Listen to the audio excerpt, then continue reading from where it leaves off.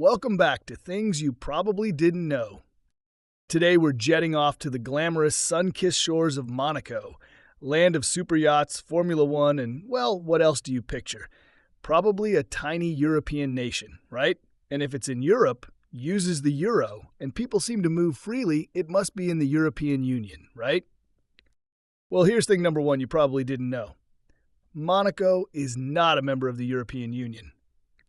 Surprised? You'd be forgiven for thinking it is. After all, they use the euro as their official currency.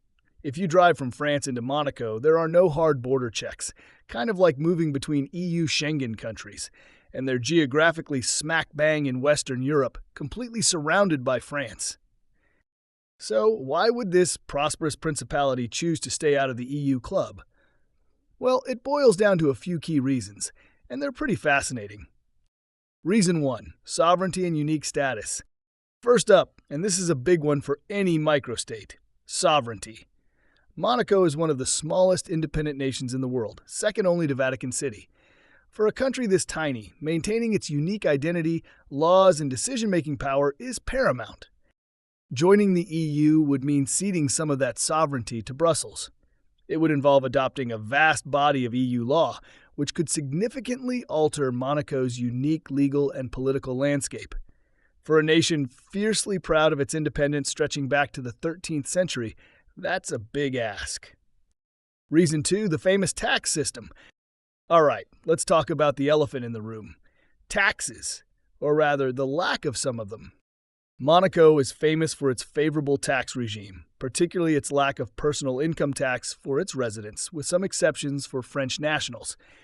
This has unsurprisingly attracted a lot of wealthy individuals. The EU, on the other hand, pushes for tax harmonization and has stricter rules against practices that could be seen as unfair tax competition. If Monaco joined the EU, it would likely have to overhaul its entire tax system, potentially impacting its core economic model, which relies heavily on finance, tourism, and attracting high net worth individuals. It's a fundamental part of Monaco's allure and economic strategy. Reason 3. Best of both worlds. Special agreements. So if they're not in the EU, how do they use the euro and have those open-ish borders? This is where things get really interesting, and leads to another thing you probably didn't know. Monaco has a series of special agreements, mainly through France, that give it many EU-like perks without full membership.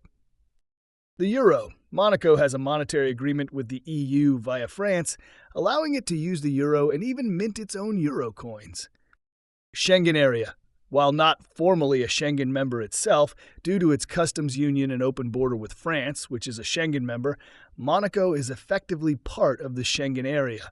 This means generally free movement. Customs territory. Monaco is part of the EU customs territory through its customs union with France. This means goods can move between Monaco and EU countries without tariffs, just like within the EU.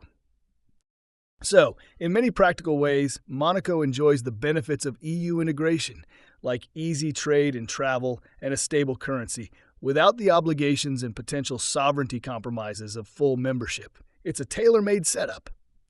And the last reason is Monaco's size. Think about it. With a population of less than 40,000 people, Monaco's influence within the vast EU institutions would be minimal.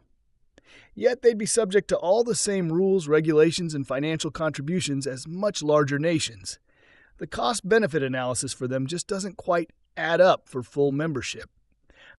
So, to recall, Monaco stays out of the EU primarily to protect its sovereignty, maintain its unique tax system and economic model, and because it already enjoys many EU benefits through special agreements without needing full membership, which would come with significant obligations for a state its size.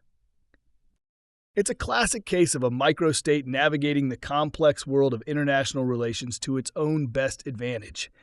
They've carved out a unique niche for themselves. So did you know Monaco isn't part of the EU? Don't forget to like, subscribe, and hit that bell icon. Thanks for watching, and I'll see you in the next one.